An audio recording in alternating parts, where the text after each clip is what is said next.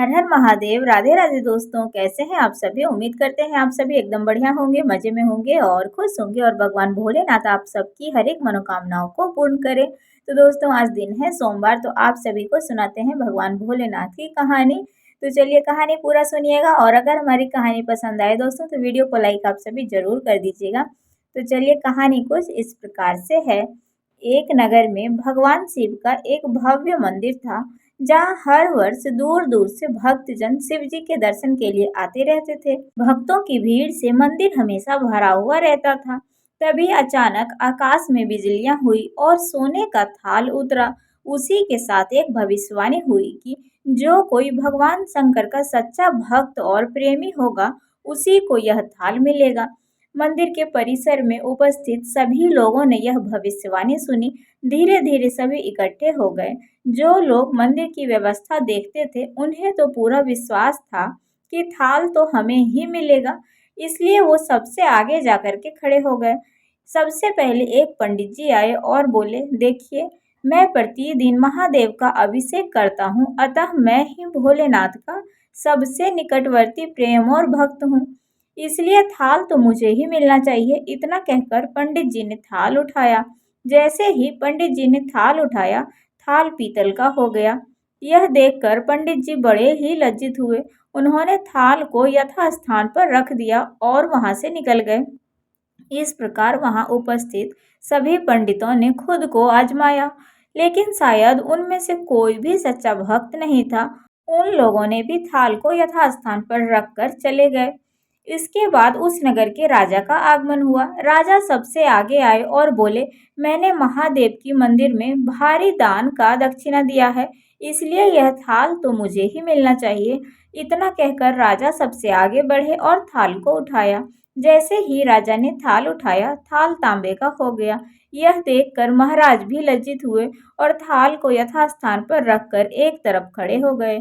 इसके बाद इसी तरह से बढ़कर एक दानी महात्मा और भक्त पधारे। उन्होंने भी थाल उठाया, लेकिन किसी के हाथ में कुछ और, किसी के हाथ में कुछ और हो गया, लेकिन सोने का नहीं रहा। तब लोगों को पता चला कि हम में से कोई भी महादेव का सच्चा भक्त नहीं है।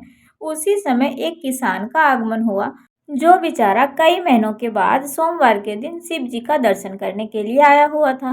गरीबी और गृहस्थी के बोझ तले दबा दिन रात खेतों में मेहनत मजदूरी करके अपना और अपने परिवार का गुजारा करता रहता था। अभी रास्ते में आ ही रहा था कि कोई भिखारी मिल गया और कुछ खाने को मांगने लगा। इस किसान को दया आई। अपने खाने के लिए जो खाना लाया था, उसने वो भिखारी को दे दिया। थाल के बारे में इसने भी सुना था, लेकिन इसने उस ओर कोई ध्यान नहीं दिया। सीधा मंदिर में गया और महादेव का पूजन करके बाहर आ गया। परिक्रमा करके जाने को तैयार ही हुआ कि तभी पीछे से एक व्यक्ति बोला, भाई, तुम भी थाल को उठाकर देख लो, हो सकता है तुम ही वह सच्चे भक्त हो जिसके लिए यह थाल आया है। किसान को लगा कि वह व्यक्ति उसका मजाक बना रहा है। किसान ने हंसते हुए कहा, भाई, मैं तो कभी कोई पूजा पाठ भी नहीं करता, महीनों में एक आध बार आता हूँ, मैं काय का सच्चा भक्त। वह अजनबी बोला, भाई, हम तो देख चुके हैं, हमारी भक्ति तो दो कौड़ी की भी नहीं है। अब तुम भी अपना हाथ लगाकर देख लो, सोने का थाल मिले न मिले, किंतु पता चल जाएगा कि तुम्हारी भक्ति में कितनी सच्चाई है। लोगों के बहुत आग्रह करने पर आखिर उस भोले भाले किसान ने जाकर थाल को उठा ही लिया। जैसे ही उसने वह थाल उठाया, लोगों के आश्चर्य का ठिकाना नहीं रहा।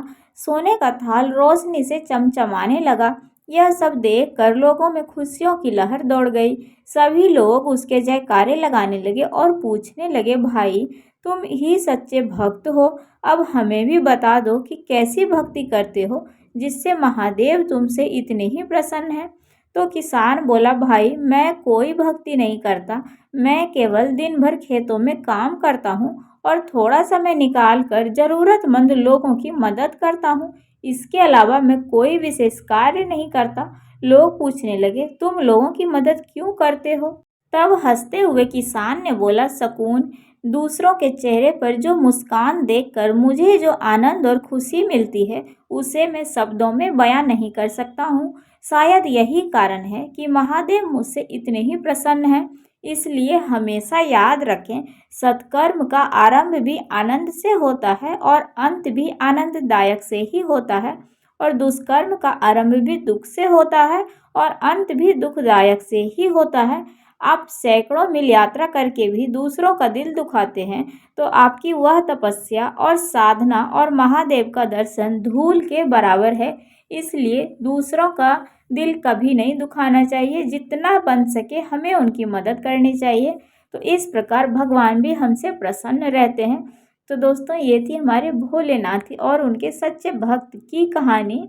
सो आप सभी को कैसी लगी? अगर हमारी कहानी आप सभी को थोड़ी सी भी पसंद आई हो तो वीडियो को लाइक, चैनल पर जो भी नए आते हैं सब्सक्राइब, कमेंट, शेयर ज़रूर कर दीजिएगा। तो दोस्तों, चलिए मिलते हैं आप सभी से फिर से एक अगले वीडियो में। तब तक के लिए हर हर महादेव, राधे राधे।